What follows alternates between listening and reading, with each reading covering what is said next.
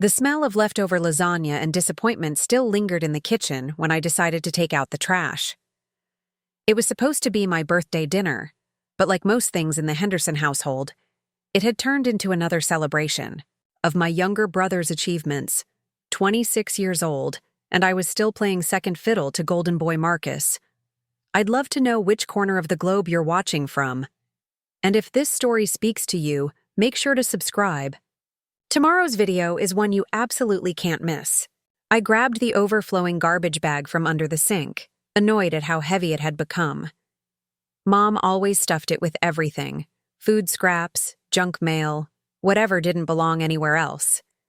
As I lifted it, the bottom corner caught on the cabinet door and tore open, spilling contents across the linoleum floor. "Perfect," I muttered, crouching down to gather the mess. Banana peels, coffee grounds, and a stack of soggy papers scattered everywhere. That's when I saw it. A pale blue envelope with my name written in Mom's familiar cursive handwriting. "Happy birthday, Stella," it read.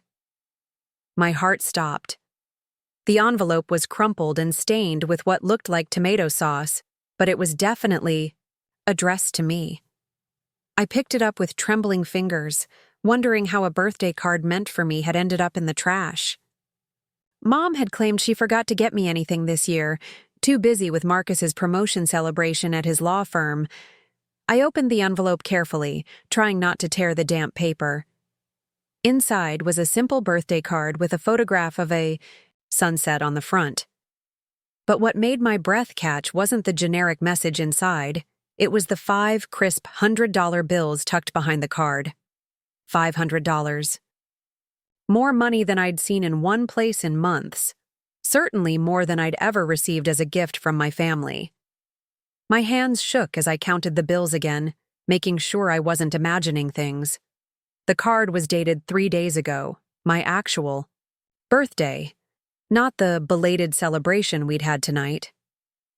I sat back on my heels, staring at the money and trying to piece together what had happened. Mom had bought me a birthday card. She'd put $500 inside it. She'd written my name on the envelope.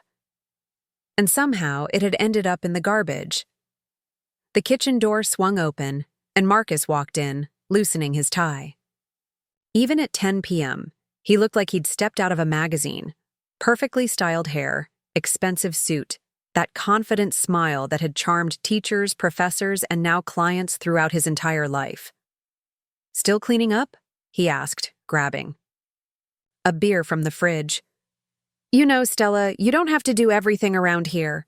Mom appreciates it, but you're not the housekeeper."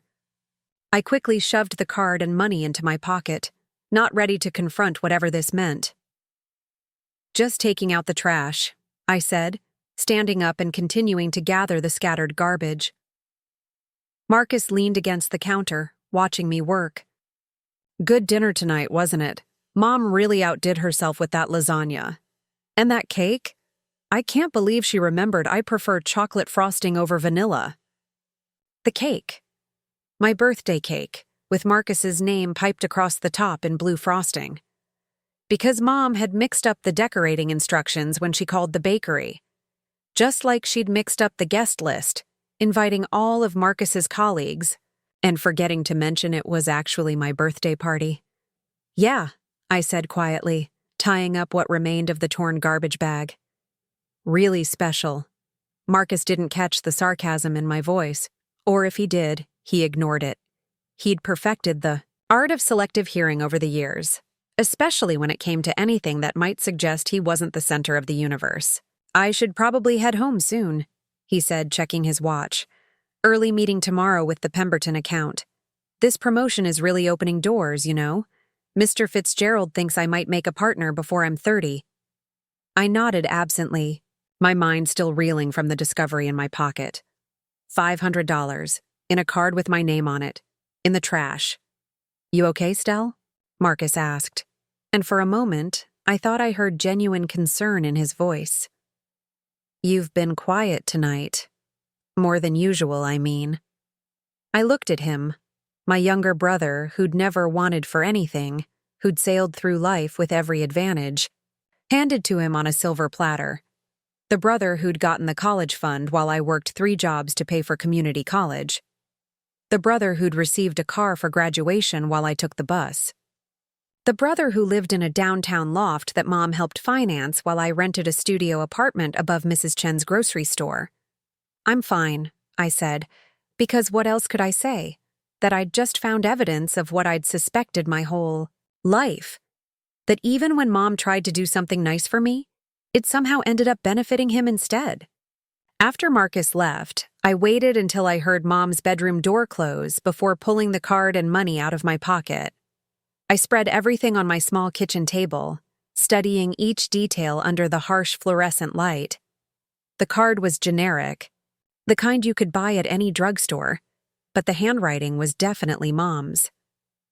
"Happy 26th birthday, Stella," she'd written inside. "I know things have been difficult lately, and I wanted you to know how proud I am of the woman you've become. You work so hard and ask for so little.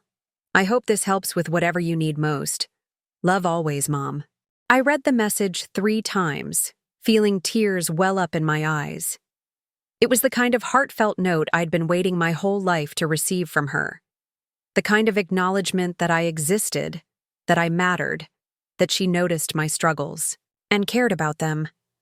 But if she'd written this card for me, filled it with more money than she'd ever given me before, why had I found it in the trash? I thought back to earlier that evening, trying to remember every interaction.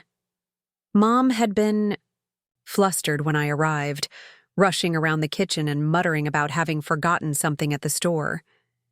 Marcus had shown up 20 minutes later with a bottle of wine and that easy smile, immediately becoming the center of attention as Mom fussed over his new suit and asked about his work.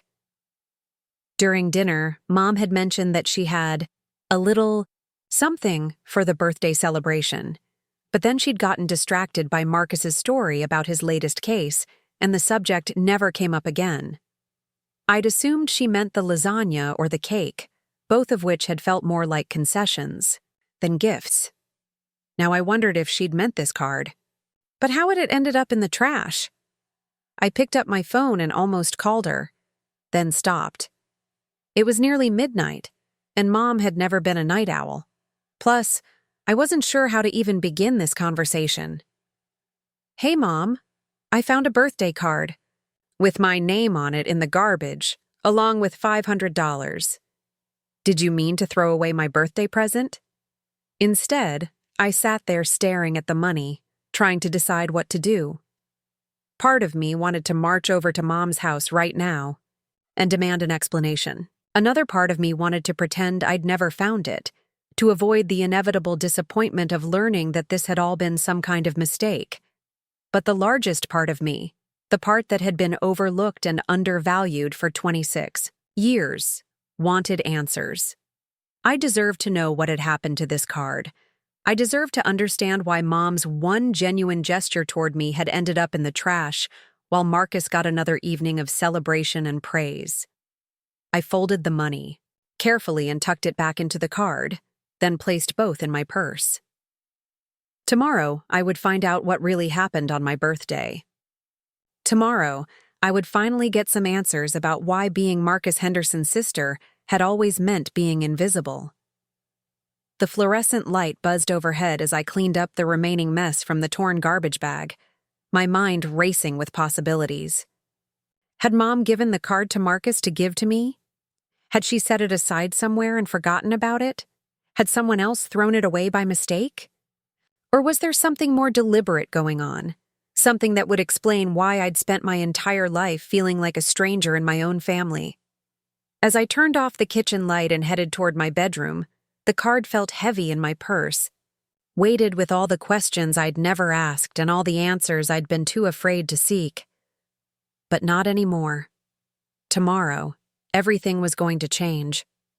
I barely slept that night. Every time I closed my eyes, I saw Mom's handwriting on that card, felt the weight of those $100 bills between my fingers. By 6 a.m., I gave up trying to rest and made coffee, my mind churning with strategies for approaching the conversation I needed to have. The morning sun was just breaking through my studio apartment's single window when I decided to call in sick. To work. Janet at the insurance office wouldn't be thrilled. I'd used up most of my sick days when I had the flu in March, but this couldn't wait until evening. Some conversations needed daylight and clear heads.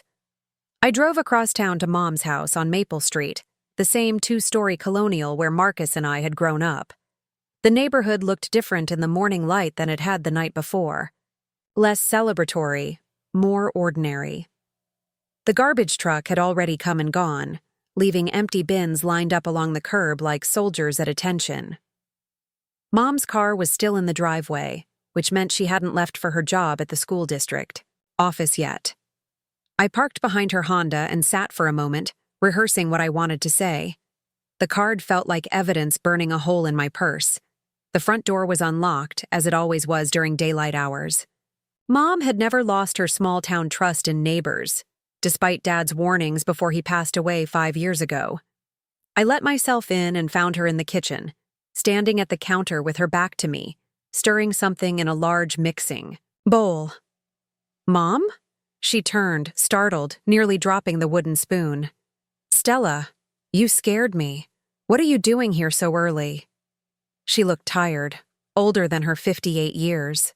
Her graying hair was pulled back in a messy bun, and she was still wearing the floral robe I'd given her last Christmas, one of the few gifts I could afford on my budget.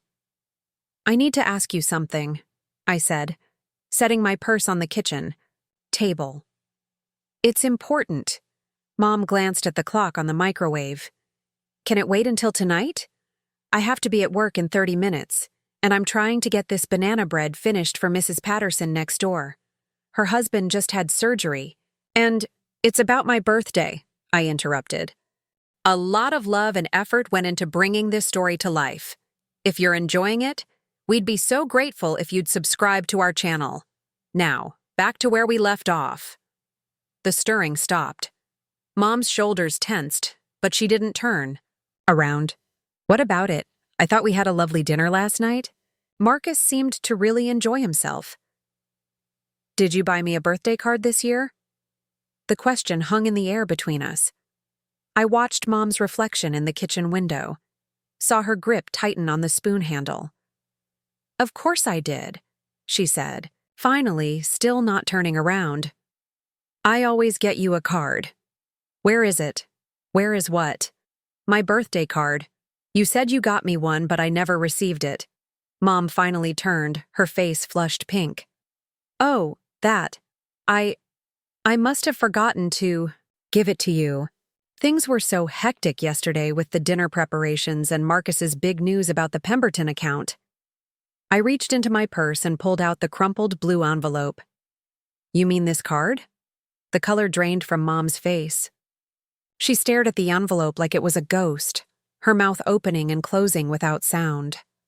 "I found it in the trash last night," I continued, my voice steadier than I felt, "along with $500 and a note about how proud you are of me." Mom sank into one of the kitchen chairs, the mixing bowl forgotten on the counter. "Oh, Stella. Oh, no." "What happened, Mom? How did my birthday card end up in the garbage?" For a long moment, she just sat there, staring at her hands. When she finally looked up, her eyes were bright with unshed tears. "I gave it to Marcus," she whispered. "I asked him to give it to you during dinner last night." The admission hit me like a physical blow. "You gave Marcus my birthday card to give to me?" He was coming straight from work, and I thought, it would be nice if it came from both of us. Like a family gesture. Mom's voice was getting smaller with each word. "I told him to wait until after dinner, to make it special." I felt something cold and hard settling in my chest. "But he never gave it to me." I kept waiting for him to bring it up, but then he started talking about his promotion, and everyone was so excited, and I didn't want to interrupt. Mom trailed off, realizing how weak her excuse sounded. "So you just forgot about it? About the $500 you wanted to give me?" "I didn't forget," Mom said quickly. "I kept thinking he would remember. Marcus is usually so good about these things. He must have just gotten caught up in the moment. I stared at her, trying to process what I was hearing. Mom, do you realize what you're saying?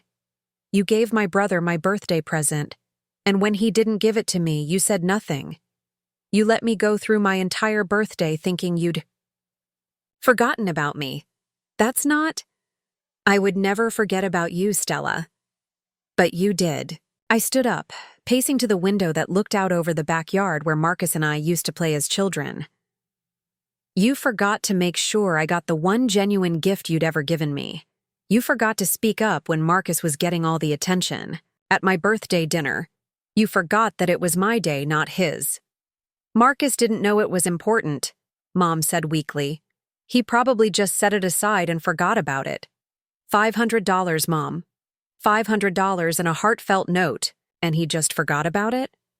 I turned back to face her. Or did he throw it away on purpose? He wouldn't do that. Marcus isn't cruel, isn't he? The question came out sharper than I intended. Mom, when was the last time Marcus did anything that didn't benefit himself? When was the last time he went out of his way to help me, or even acknowledge that I exist, when it's not convenient for him? Mom opened her mouth to defend him, then closed it again. I could see her trying to come up with examples, and the fact that it was taking her so long told me everything I needed to know. I should call him, she said finally. I should ask him what happened to the card. Don't. I held up my hand. I'll handle this myself. Stella, please don't make this into a big fight. You know how Marcus gets when he feels attacked. How does Marcus gets? I stared at her in disbelief. What about how I get? What about how I felt last night, thinking you'd completely forgotten my birthday? What about how I've felt for the past 26 years, watching you bend over backward to accommodate his every need while I'm barely an afterthought? That's not fair. You know I love you both equally. Do you? I pulled out one of the $100 bills and set it on the table between us. When was the last time you gave Marcus money? Real money, not just picking up a dinner check or paying for his dry cleaning. Mom's silence was enough. Last month, you co-signed for his new car. The month before that, you paid his security deposit when he moved to the bigger apartment downtown. 3 months ago, you hired his expensive lawyer friend to handle Dad's estate paperwork instead of using the public defender I suggested. I counted off each instance on my fingers. But when I needed help with my community college tuition, you told me to apply for more financial aid. When my car broke down, you said I should learn to budget better for emergencies. Those were different circumstances. Were they? Or have you just gotten so used to prioritizing Marcus that you don't even see it anymore? Mom's face crumpled. I never meant for it to be that way. Marcus he needs more help sometimes. He's under so much pressure with his career and he's still adjusting to life after college and he's 24 years old, Mom. He's a lawyer. He makes more in a month than I make in 6. I sat back down, suddenly exhausted. And I'm 26, working 2 jobs, living in a studio apartment above a grocery store, and the most support I get from my family is leftover birthday cake. Your father would be so upset if he knew we were fighting like this. The mention of Dad was a low blow, and we both knew it. I closed my eyes, trying to channel his memory properly. Dad had been the equalizer in our family, the one who made sure both Marcus and I felt valued and heard. After he died, the balance had shifted completely in Marcus's favor. Dad would be upset about a lot of things, I said quietly. He'd be upset that his daughter found her birthday present in the trash. He'd be upset that his son thinks so little of his sister that he threw away $500 meant for her. And he'd be upset that his wife has forgotten how to treat her children fairly. Mom wiped her eyes with a kitchen towel. What do you want me to do, Stella? How do I fix this? It was a good question, and I wasn't sure I had a good answer. The money was just money. I could keep it or give it back, and either choice would solve the immediate problem. But the deeper issues, the patterns that had led to this moment, Those couldn't be fixed with a simple conversation. I want you to think about why you trusted Marcus with something important to me, I said finally. I want you to think about why you didn't speak up when he failed to follow through. And I want you to think about whether this is the first time something like this has happened, or if it's part of a pattern you've been ignoring. I stood up and put the money back in my purse, leaving the empty card on the table. I'm going to talk to Marcus myself, and then I'm going to decide what to do next. Stella, wait. Mom reached for my hand as I passed her chair. I really am proud of you. I meant every word I wrote on that card. I looked down at her. This woman who had raised me, who had tried in her own flawed way to love both her children, who had somehow lost sight of basic fairness in her efforts to keep everyone happy. I know you meant it, Mom, I said. That's what makes this so much worse. I left her sitting at the kitchen table with her unfinished banana bread and her good intentions, driving across town toward Marcus's downtown loft with $500, burning in my purse and 26 years of suppressed resentment, finally finding its voice. Marcus lived in the kind of building that screamed success. All glass and steel rising 20 floors above the city center, with a doorman who wore white, gloves and a concierge desk made of imported marble. I'd only been here twice before, both times for obligatory holiday visits that felt more like tours of his achievements than actual family gatherings. The doorman, George, recognized me from previous visits. "Good morning, Miss Henderson. Here. To see your brother? Is he in? Just saw him come back from his morning run. Shall I call up?" "Don't bother. I'll surprise him." The elevator ride to the 15th floor gave me time to rehearse what I wanted to say, but every script I prepared felt either too aggressive or too weak. How do you confront someone about throwing away your birthday present when you're not even sure they remember doing it? Marcus answered his door wearing running clothes, his hair still damp with sweat. Behind him, I could see his pristine living room. Leather furniture arranged just so, abstract art on the walls, floor-to-ceiling windows offering a panoramic view of downtown. Everything is spotless and expensive and cold. "Stella? What are you doing here?" He stepped aside to let me in, checking his watch. "I have a conference call in 20 minutes. This won't take long." I walked into his living space, noting how different it felt from my cramped studio. The air conditioning hummed quietly, keeping the temperature perfect. Fresh flowers sat in a crystal vase on his dining table. Not the kind of flowers you buy yourself, but the kind that come from an expensive weekly delivery service. "Coffee?" he asked, heading toward a kitchen that probably cost more than I made in 2 years.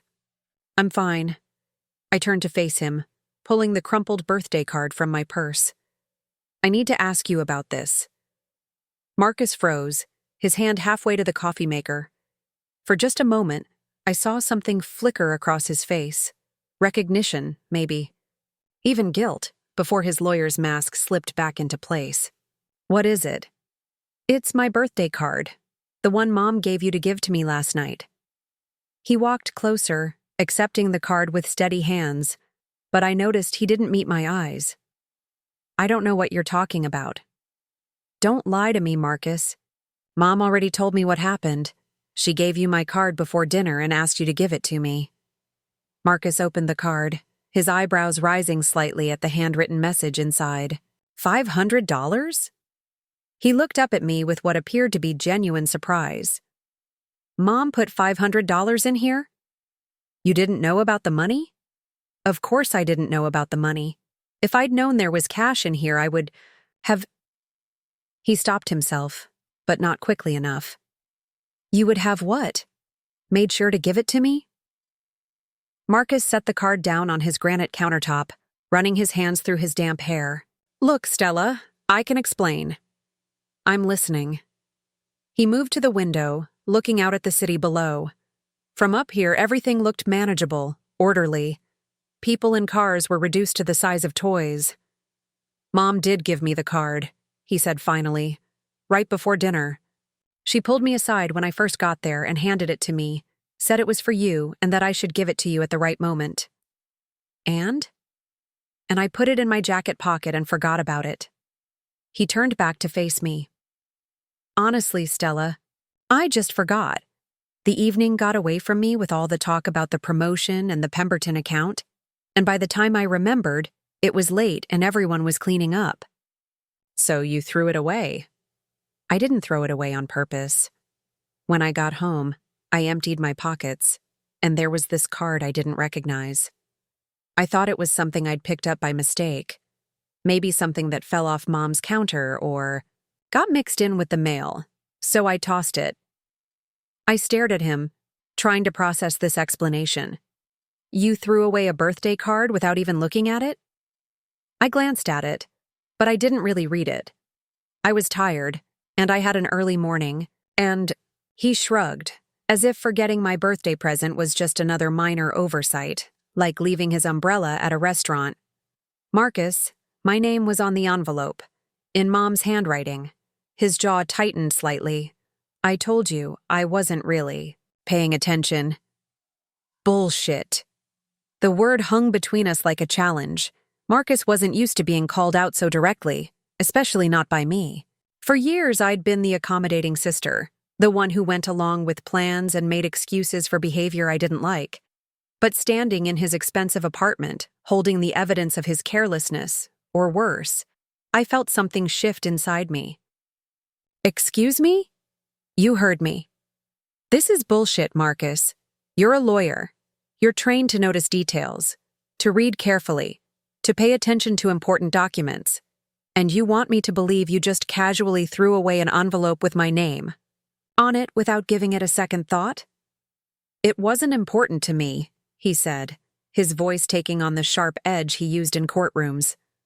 I'm sorry if that hurts your feelings, but I had other things on my mind. Other things like what? Like how proud you were of yourself?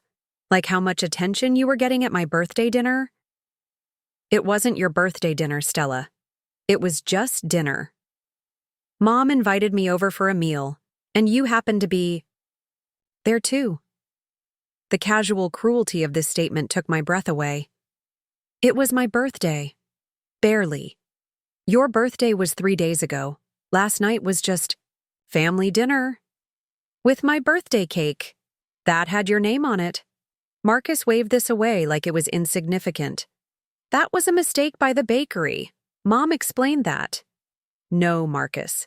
That was a mistake by Mom. She ordered a cake for you because even on my birthday she was thinking about you.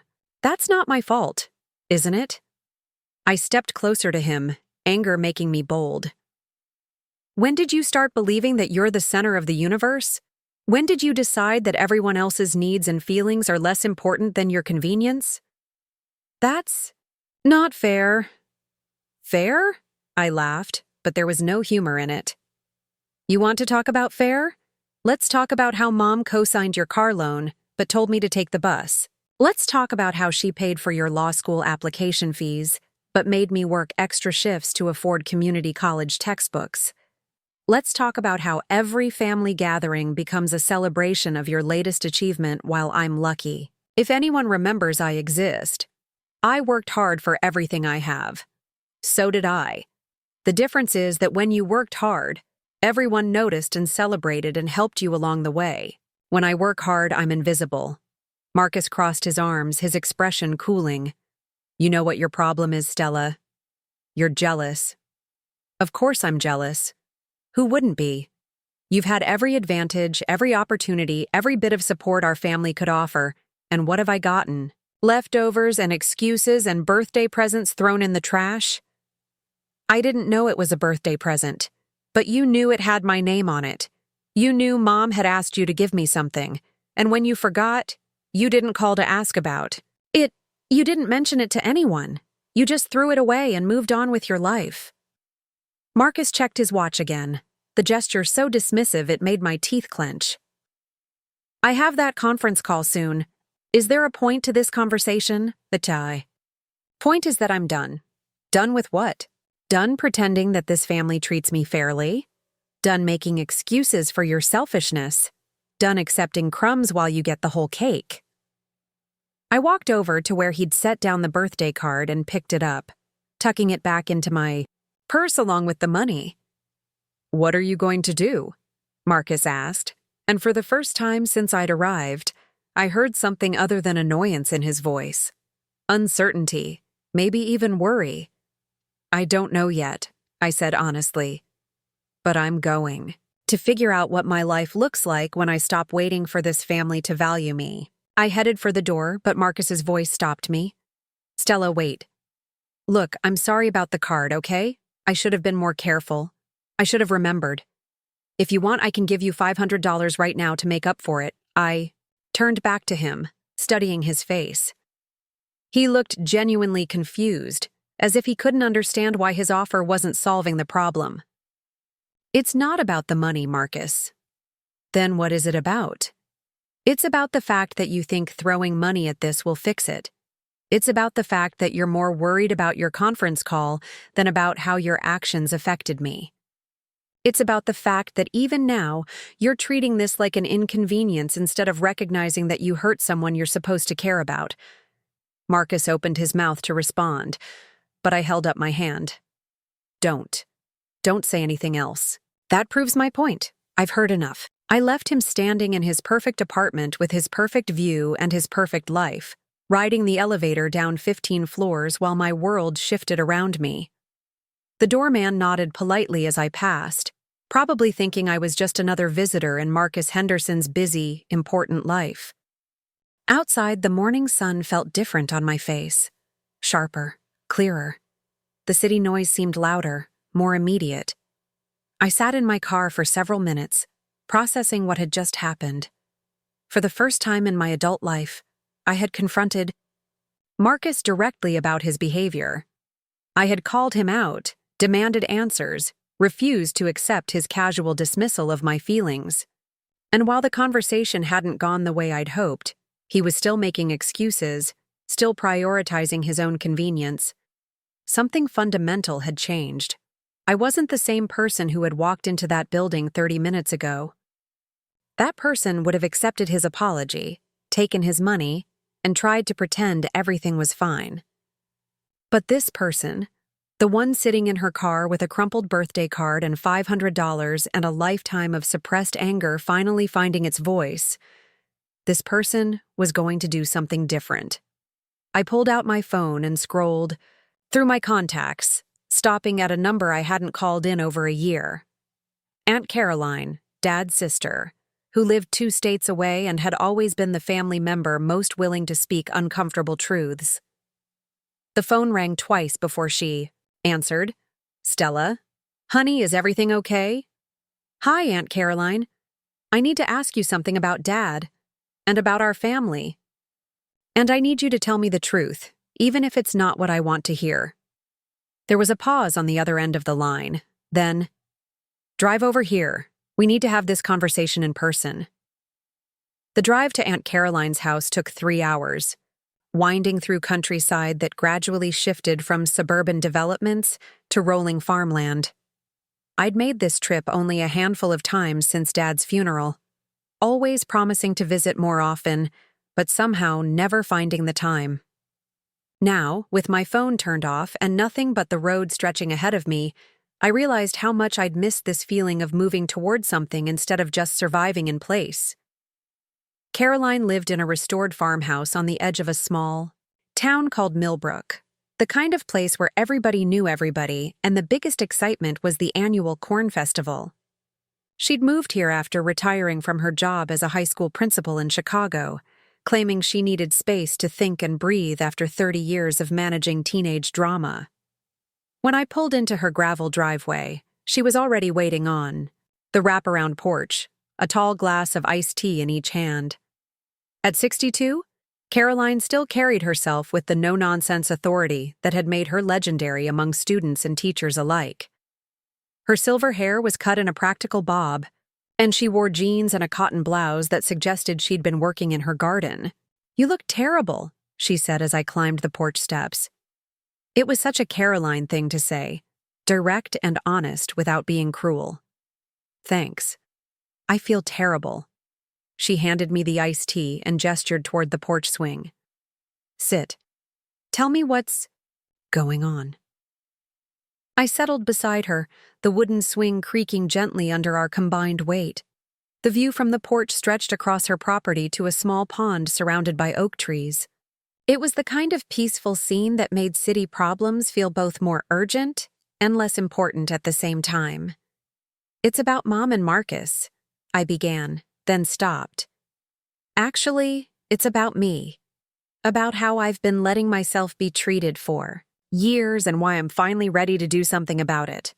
Caroline sipped her tea and waited. She'd always been good at listening, at creating space for people to say what they needed to say without rushing them toward conclusions. I told her about the birthday card, about finding it in the trash, about my conversations with Mom and Marcus. I told her about years of feeling invisible, of watching resources and attention flow toward my brother while I struggled alone. As I spoke, Caroline's expression grew more serious, her jaw tightening in a way that reminded me of Dad when he was angry. "So now I'm sitting here with $500 that was meant for me but somehow ended up in the garbage, and I don't know what any of it means," I finished. "I don't know if this was just carelessness or something more deliberate, and I don't know how to move forward when I can't trust my own family to treat me fairly." Caroline set down her glass and turned to face me fully. "Stella, honey, there are some things about your family that you need to know. Things your father made me promise never to tell you while he was alive, but things you have a right to understand now." My stomach clenched. "What kind of things? The kind that might explain why your mother has always favored Marcus, and why your father spent so many years trying to compensate for it." Caroline stood up and paced to the porch railing, looking out over her property as if gathering courage for what she was about to say. "Marcus isn't your full brother, Stella." The words hit me like cold water. I set down my iced tea with shaking hands. "What do you mean?" "Your mother was married before she met your father. Briefly, to a man named David Carlisle. Marcus is David's son." I stared at her, trying to process this information. "But Marcus has Dad's last name. He's always been a Henderson. Your father adopted him when he married your mother. Marcus was 2 years old at the time, and David had already abandoned them, both. Your father was a good man, Stella. He loved that little boy like his own from the very beginning. Why didn't anyone tell me?" Caroline turned back to me, her expression sad. "Your parents decided early on that they wanted Marcus to feel like a full member of the family, with no distinctions or questions about his origins. They thought it would be easier for everyone if the adoption was just not discussed. But I had a right to know." "Yes, you did. I told your father that many times over the years, especially as you got older and started noticing the differences in how you were treated.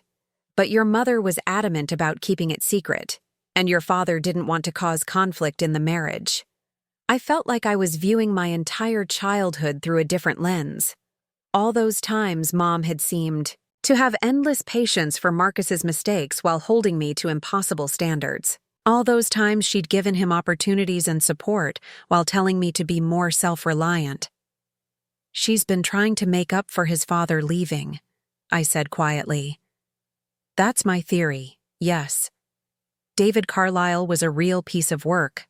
Charming and irresponsible. The kind of man who makes big promises and then disappears when things get difficult. I think your mother has spent Marcus's entire life trying to prove that she won't abandon him the way his biological father did. But what about me? What about treating her actual daughter fairly? Caroline sat back down beside me, her voice gentle but firm. Your mother loves you, Stella. But she's also been carrying guilt and fear about Marcus for over 20 years. In her mind, you're stronger, more independent, more capable of handling disappointment. She sees Marcus as fragile, as needing extra protection. He's not fragile. He's a successful lawyer with a perfect life. You know that, and I know that, but your mother still sees that 2-year-old boy who was abandoned by his father. Sometimes people get stuck in old patterns, even when those patterns stop making sense. I leaned back in the swing, my head spinning. Does Marcus know? I don't think so. Your parents were very careful about keeping records sealed, and Marcus was so young when the adoption happened. As far as he knows, your father has always been his father. This explained so much. Why Mom always seemed to defer to Marcus. Why she made excuses for behavior she would never tolerate from me. Why family resources always seemed to flow in his direction. She wasn't consciously playing favorites. She was trying to heal an old wound by overcompensating. There's more, Caroline said quietly. I looked at her, not sure I could handle any more revelations. Your father left specific instructions in his will about how his assets should be divided. Not just the big things like the house and his retirement accounts, but personal items, family heirlooms, things with sentimental value. I remember the reading. Everything went to Mom except for Dad's tools and some savings bonds. That's what your mother told you, but it's not the whole truth. Your father left detailed letters for both you and Marcus to be given to you when you turned 25.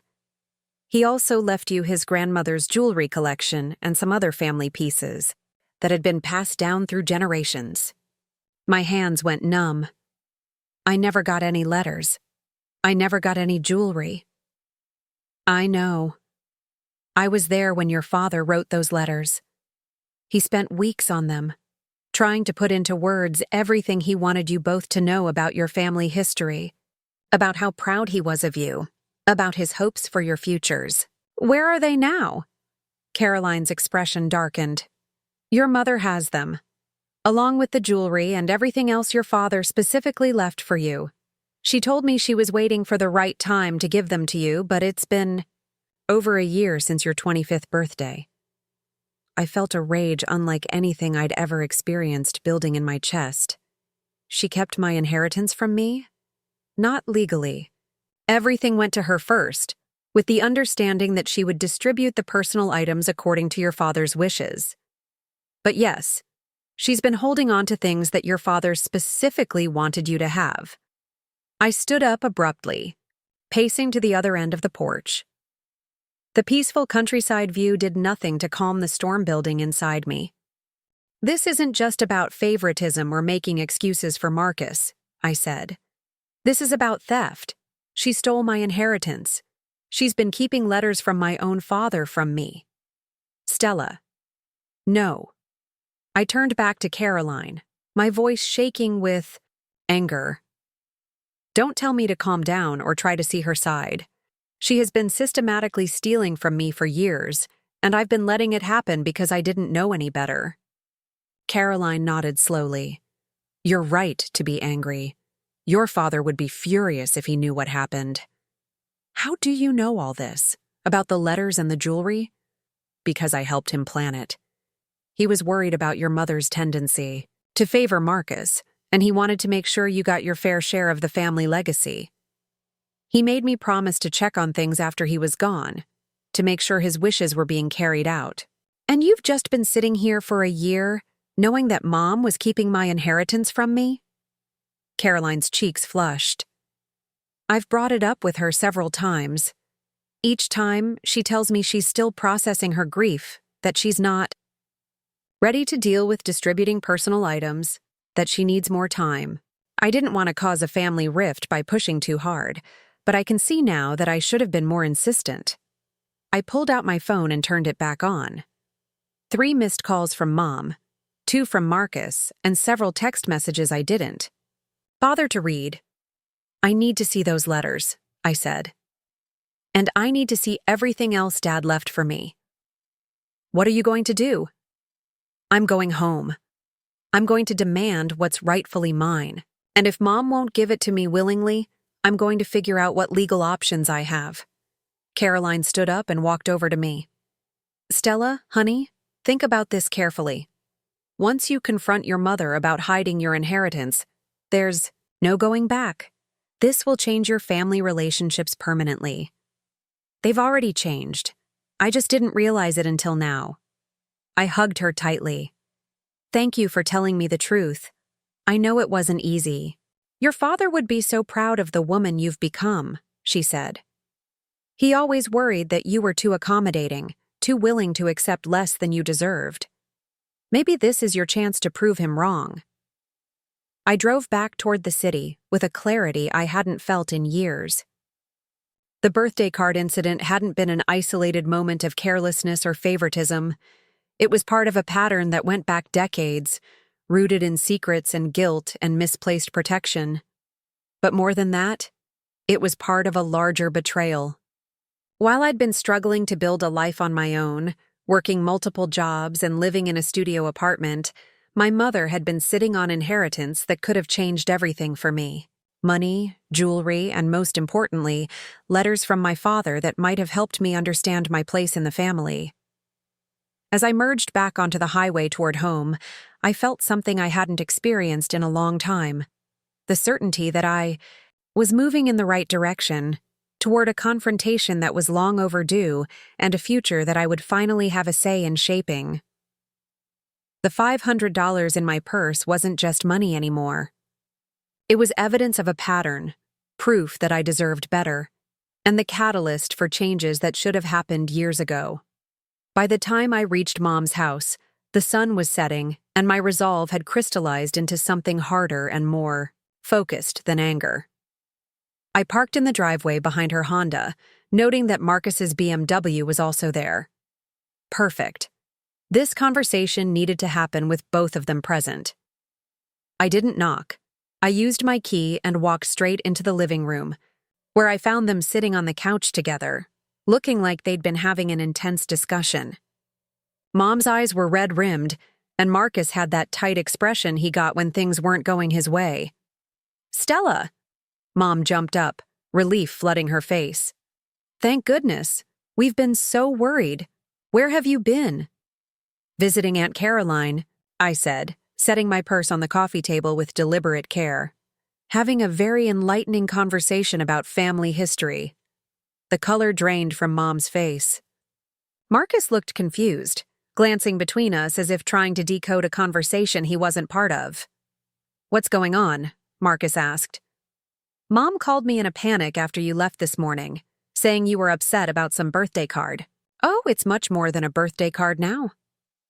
I remained standing while they sat, using the height advantage to establish control of the room. Caroline told me some interesting things about our family, things I probably should have known years ago. Mom's hands were shaking. "Stella, please sit down. Let's talk about this calmly." I'm perfectly calm. For the first time in years, actually. I looked directly at Marcus. "Did you know you're adopted?" The question hit him like a physical blow. He actually recoiled, his confident lawyer persona cracking for just a moment before he recovered. "What are you talking about?" "Your biological father is David Carlisle. Dad adopted you when you were 2 years old after your real father abandoned you and Mom." Marcus turned to look at Mom, who had gone completely white. "Is this true?" "It doesn't matter," Mom said quickly. "Robert raised you. He loved you like his own son. That's all that matters." "It matters because it explains everything," I said. "It explains why you've spent my entire life trying to make up for what David Carlisle did to Marcus. It explains why I've always come second in this family, why resources flow toward him while I'm expected to be self-sufficient." "That's not—" Mom started. "Let me finish." My voice was steady but firm. "Caroline also told me about Dad's will, about the specific instructions he left regarding his personal effects, about the letters he wrote for both of us to receive when we turned 25. The silence in the room was deafening. Marcus looked genuinely confused, but Mom's expression had shifted from panic to something that looked almost like resignation. "Letters?" Marcus asked. "What letters?" "Dad wrote us each a letter before he died, detailing family history and expressing his hopes for our futures. He also left specific items to be distributed. I should have received my letter over a year ago." I looked directly at Mom. "Where are they?" "Upstairs," Mom whispered. "In my bedroom closet. What else is up there that belongs to me? Stella, I was going to give them to you. I just needed more time to process. What else? Mom closed her eyes. Your great-grandmother's jewelry collection, some photographs, a few other family heirlooms your father specifically wanted you to have. Marcus was staring at both of us like we were speaking a foreign language. There are family heirlooms? Why didn't I know about any of this? Because your letter is also upstairs, Mom said quietly. I haven't given either of you what your father left. But you kept Marcus's inheritance too? I asked, surprised. I kept everything together. I thought if I distributed things, it would make your father's death feel more final, more real. That's not your decision to make, I said. Those letters and items belong to us. Dad specifically wanted us to have them, and you've been keeping them from us for over a year. I walked toward the staircase. I'm going upstairs to get what's mine. Wait, Mom said, standing up quickly. Let me get them for you. No. I want to see for myself what's been kept from me. Mom's bedroom was at the end of the hallway, the same room she'd shared with Dad for 20 years. I hadn't been in here since right after his funeral, when I'd helped her pack away his clothes. Now it felt like a museum, everything exactly as it had been when he was alive. The walk-in closet was organized with military precision. Mom's clothes on one side, Dad's empty hangers on the other. But in the back corner, I found what I was looking for, a large cedar chest I'd never noticed before. Inside the chest was a treasure trove of family history. Photo albums dating back generations, antique jewelry in velvet boxes, documents and letters tied with ribbons. And there, on top of everything else, were 2 sealed envelopes in Dad's handwriting. One labeled, for Stella, to be opened on her 25th birthday, and another, for Marcus, to be opened on his 25th birthday. I picked up my letter with trembling hands. The paper was cream-colored, expensive, the kind Dad had used for important documents.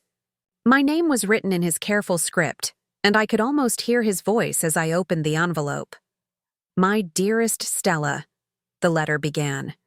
If you're reading this, it means I'm no longer with you, and you've reached your 25th birthday. I hope this day finds you happy and confident in the remarkable woman you've become. I had to stop reading and sit down on the edge of Mom's bed. Just seeing Dad's words, knowing he'd written them specifically for me, was overwhelming.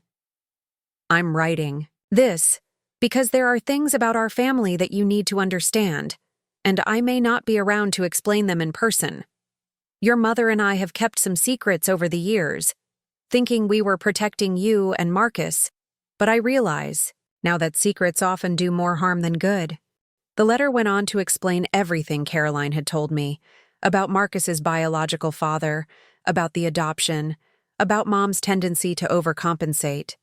But Dad's version was gentler, more understanding of Mom's motivations while still acknowledging the unfairness of the situation. I've watched you grow into an incredibly strong, independent young woman, sometimes because life has forced you to be strong rather than because you chose it. You've had to fight for attention and resources in ways that Marcus hasn't, and I'm sorry for that. Your mother's heart is in the right place, but her guilt about Marcus's early years has sometimes blinded her to your needs. I could hear footsteps on the stairs, Mom and Marcus coming up to check on me. I kept reading, hungry for every word Dad had written. I'm leaving you several things that belonged to my grandmother and great-grandmother, jewelry and keepsakes, that have been passed down through generations of Henderson women. But more importantly, I'm leaving you with the knowledge that you are worthy of love and attention and respect, not because you earn it by being accommodating, but because you deserve it simply by being yourself. The letter concluded with specific memories Dad cherished about our relationship, hopes he had for my future, and advice about standing up for myself when necessary. The last paragraph made tears run down my cheeks. You have always been my daughter in every sense that matters. Stella, not adopted, not chosen from obligation, but born from love between your mother and me.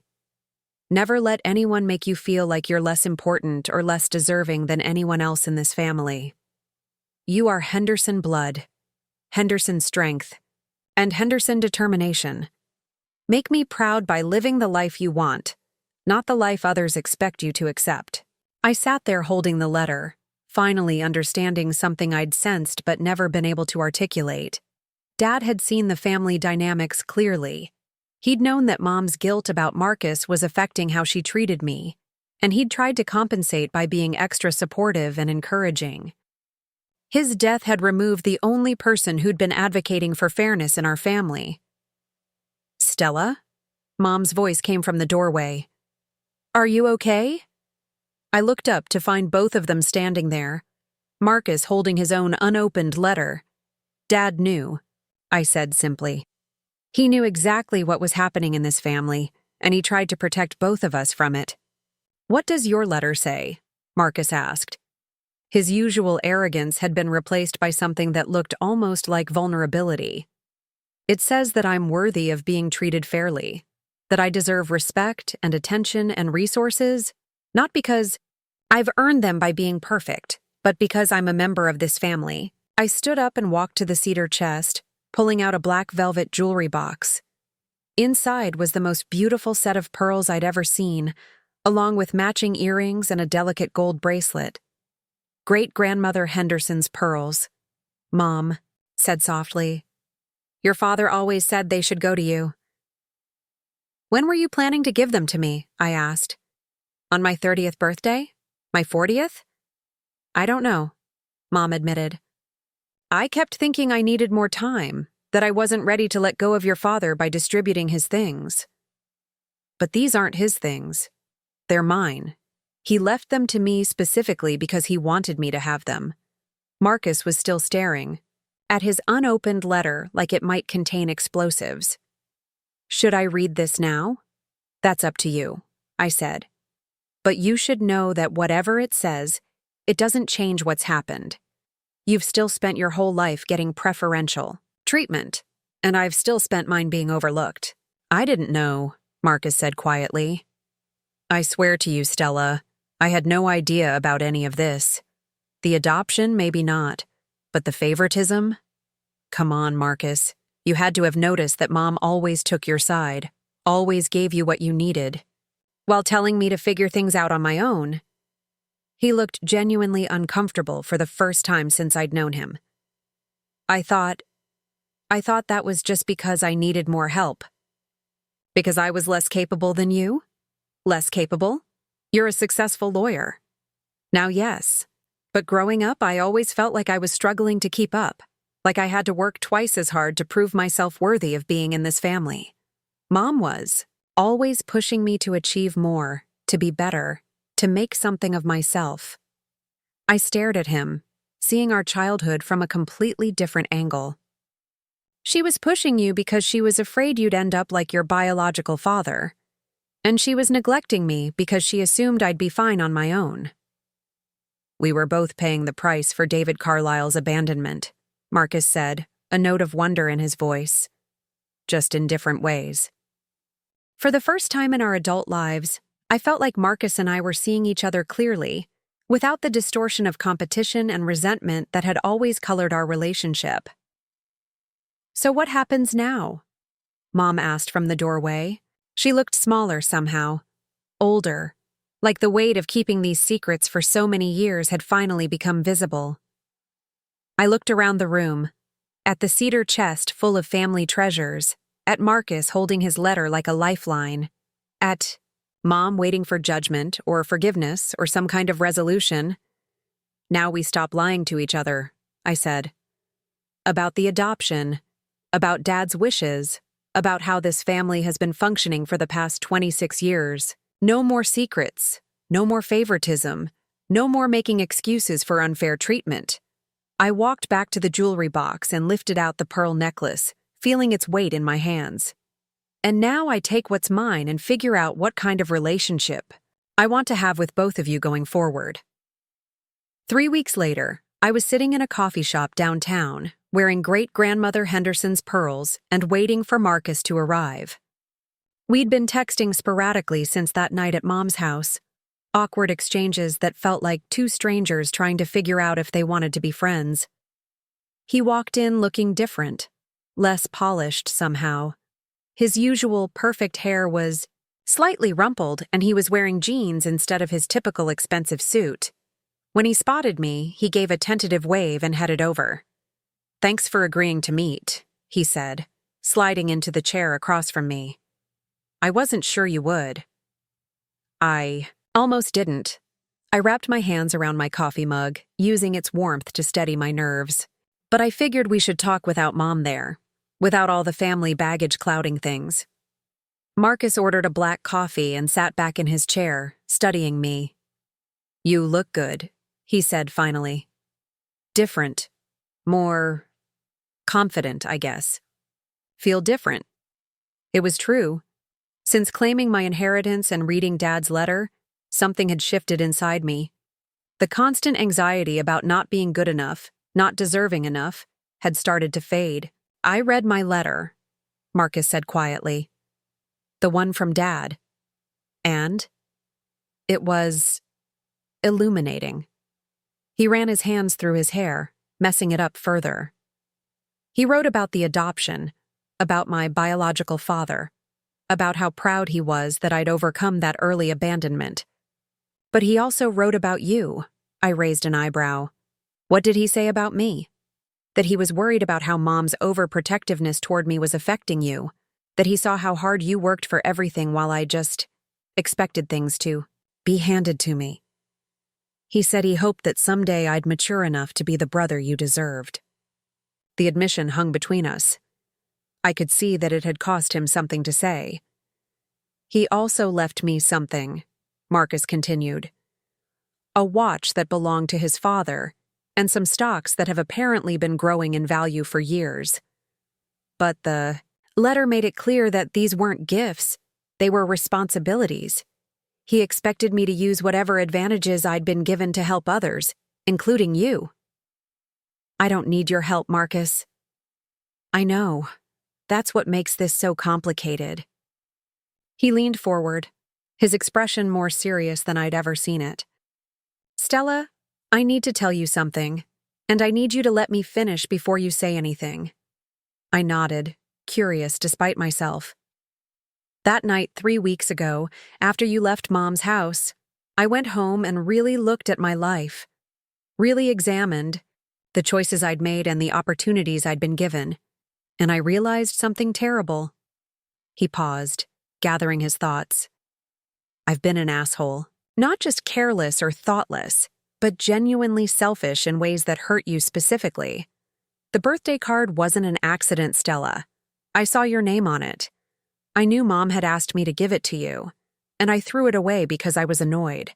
That attention was being directed toward someone other than me." The confession hit me harder than I'd expected. Even though I'd suspected this, hearing him admit it was still shocking. I convinced myself it was no big deal, just some stupid card that you probably wouldn't care about anyway. I told myself that you were used to being overlooked, so one more disappointment wouldn't matter. His voice was getting quieter, more strained. "I was wrong. I was cruel. And I'm sorry." I stared at him, trying to process this level of honesty from someone who'd spent years deflecting responsibility for his actions. "Why are you telling me this now?" "Because Dad's letter made me realize that I've been living my entire adult life like a spoiled child who never learned that other people have feelings and needs that matter as much as mine do." Marcus's hands were shaking slightly as he reached for his coffee. "Because I don't want to be David Carlisle. I don't want to be the kind of man who takes from the people who care about him and gives nothing back." "You think this conversation changes everything?" "No," he said immediately. "I think this conversation is the beginning of a very long process of me trying to become someone worthy of being your brother. If you'll let me try." I was quiet for a long moment, watching people walk by outside the coffee shop window. Normal. People with normal families, dealing with ordinary problems that didn't involve secret adoptions and hidden inheritances. "What does trying look like?" I asked finally. I don't know yet. But I have some ideas. Marcus pulled out his phone and showed me a screenshot. I've been looking into that community center where you used to volunteer, the one that helps people with job training and financial literacy. They need funding for their computer lab. And I want to donate money. Not a little bit. Enough. To completely upgrade their technology and fund the program for the next 3 years. I studied his face, looking for signs that this was some kind of performance. But he seemed genuine. Why? Because Dad's letter talked about using privilege responsibly. Because you spent your free time there helping people while I spent mine networking at expensive restaurants. Because it's something that matters to you, and I want to start caring about things that matter to you. Marcus, that's a very nice gesture, but it's not a gesture, he interrupted. It's a down payment on becoming the person I should have been all along. The person Dad thought I could be. He reached into his jacket pocket and pulled out a folded piece of paper. I also wrote you something.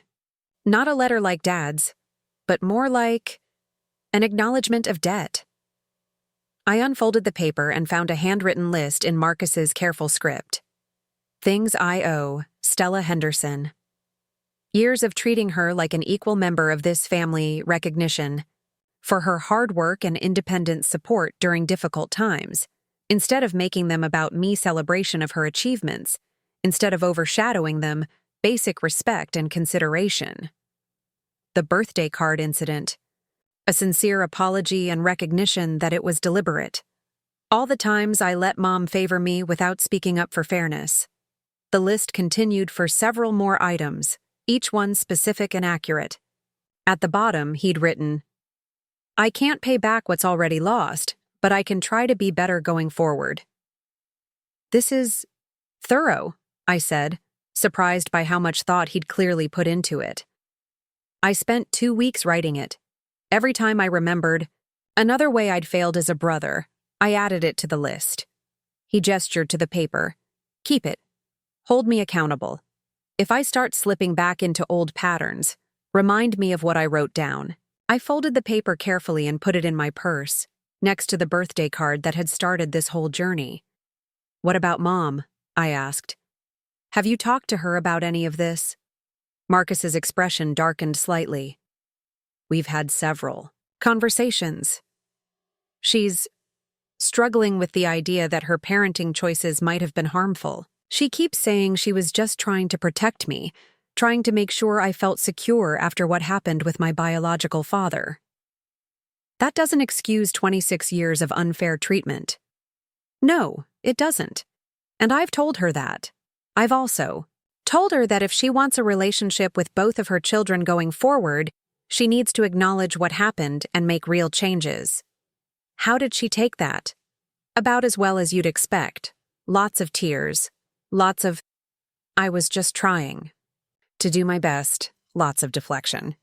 But I think she's starting to understand that good intentions don't erase harmful outcomes. I sipped my coffee, considering this new version of Marcus, self-aware, accountable, genuinely remorseful. It was like meeting a stranger who happened to look exactly like my brother. So what happens now? I asked. Do we just pretend the last 26 years didn't happen and start over? I don't think we can pretend anything anymore, Marcus said.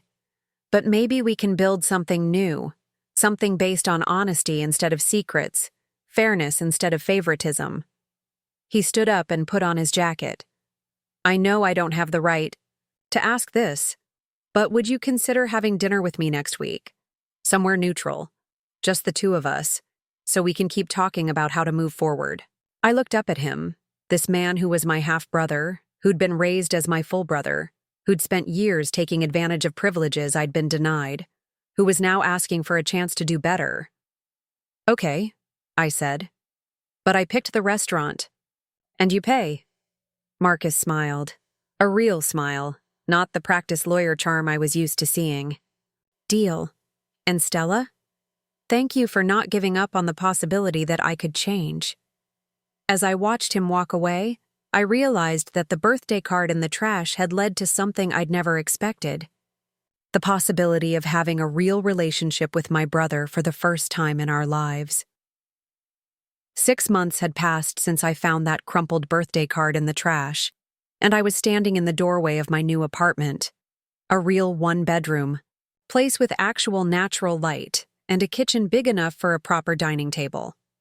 The $500 hadn't paid for this upgrade, but the confidence it had given me to demand a raise at work certainly had. I was arranging fresh flowers in a vase when the doorbell rang. Through the peephole, I could see Marcus holding what looked like a birthday cake, with Mom standing nervously beside him. My actual birthday was tomorrow, and for the first time in years, I was curious rather than dreading what my family might do to commemorate it. "Surprise," Marcus said when I opened the door, though his tone was more hopeful than celebratory. "We brought reinforcements." Mom looked older than she had 6 months ago, but also somehow lighter, as if carrying family secrets for decades had been physically weighing her down.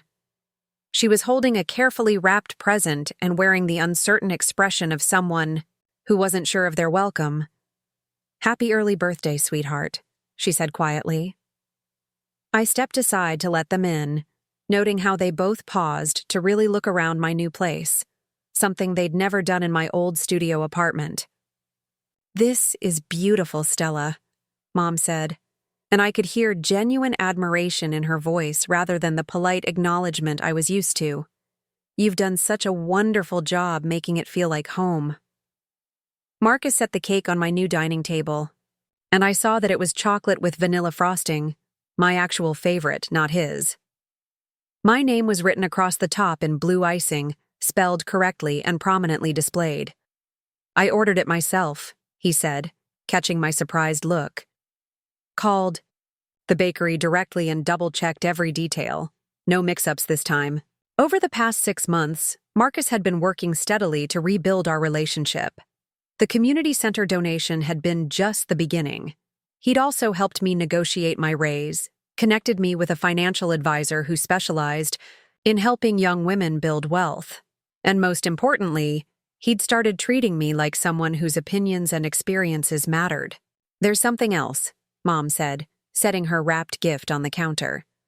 "Something I should have done a long time ago." She pulled out an envelope, not crumpled this time, but pristine and sealed with wax. My name was written across the front in her familiar cursive. "What is it?" "An apology. A real one. Written down so you can keep it and refer back to it if I ever start falling into old patterns again." Mom's hands were steady as she handed it to me. "I've been seeing a therapist, Stella. Someone who specializes in family dynamics and unconscious bias. I've learned some difficult things about myself." I opened the envelope carefully, finding several pages of Mom's handwriting. The letter began. "My dear Stella, I need to acknowledge the ways I failed you as a mother. For years, I convinced myself that treating Marcus differently was necessary because of his traumatic start in life. But I now understand that my guilt and fear led me to neglect your needs and take your strength for granted." The letter went on to detail specific instances where she'd chosen Marcus's comfort over my fairness, times when she'd given him resources while telling me to be more self-reliant, moments when she'd celebrated his achievements while treating mine as expected, rather than exceptional. I cannot undo the years of imbalance, but I can commit to doing better going forward. I am working with my therapist to identify and change these patterns. I am also making concrete changes to how I handle family finances and attention. The final page outlined specific commitments: equal treatment in family gatherings, equal access to family resources, equal celebration of achievements, and a promise to speak up if she noticed herself falling back into favoritism. "Mom," I said, looking up from the letter, This is exactly what I needed to hear. Your father would have demanded I write it years ago if he'd seen how bad things had gotten," she said, her eyes bright with unshed tears. "I'm sorry it took losing his stabilizing influence for me to recognize how unfair I'd become." Marcus cleared his throat. "Actually, there's one more thing. From both of us. He pulled out his phone and showed me a bank statement. I've been calculating the financial disparity in how Mom treated us over the years. The car down payment, the security deposits, the law school application fees, all of it. The difference comes to about $12,000. I stared at the screen, not understanding where this was going. We opened a savings account in your name, Mom continued, equal to what Marcus received in extra support over the years. It's not about buying forgiveness. It's about acknowledging that the imbalance was real and trying to correct it in the only way we can. I sat down heavily in one of my new chairs, overwhelmed by this gesture. You didn't have to do this. Yes, we did, Marcus said firmly. Dad's letter made it clear that he expected me to use my advantages to help others, especially you. And Mom needed a concrete way to demonstrate that her apology comes with action, not just words. We spent the next few hours talking, really? Talking in ways we never had before. Mom shared stories about her first marriage and the fear that had driven her parenting choices.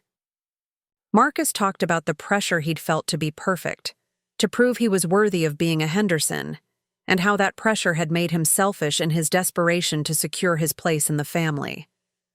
I told them about years of feeling invisible, about working multiple jobs while watching resources flow toward Marcus, about the birthday card being the final straw that forced me to confront patterns I'd been too afraid to name. I keep that card, I said, pulling it out of my purse where I still carried it. Not because I want to hold on to the hurt, but because it reminds me that I deserve to be treated fairly. Keep it as long as you need to, Marcus said. But I hope someday you'll be able to let it go because you trust that things really have changed. As they were getting ready to leave, Mom hugged me tightly. Not the quick, obligatory hugs I was used to, but a real embrace that conveyed genuine affection and regret. I know I have a lot of work to do to earn back your trust, she said. But I want you to know that I see you now, Stella. I see how strong and capable and remarkable you are, and I'm proud to be your mother. After they left, I sat at my dining table with the birthday cake, Mom's letter, and the bank statement that represented a family's attempt to correct years of imbalance. The crumpled birthday card was still in my purse, but it felt different now.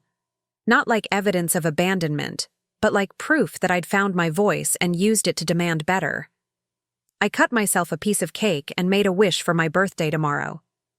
Not for a different family or a different past, but for the wisdom to recognize my worth regardless of how others treated me, and for the courage to keep demanding the respect and love I deserved. The birthday card in the trash had led me to discover family secrets, hidden inheritances, and painful truths about favoritism and neglect. But more importantly, it had led me to discover my own strength and my willingness to fight for fairness, even when that fight was uncomfortable and difficult. Tomorrow I would turn 27, and for the first time in my adult life, I was genuinely excited to see what my family would do to celebrate, not because I needed their validation to feel worthy, but because I finally believed I deserved it. The card was still in my purse, but its power over me had changed completely. Instead of representing everything I'd been denied, it now represented everything I'd fought to claim: respect, honesty, and my rightful place in a family that was finally learning to treat me as an equal. Looking for more? We've got 2 amazing stories ready for you right on screen. If this one touched you, these are absolutely worth your time. Click to watch them now. And hey, subscribe and hit that bell to never miss our latest uploads.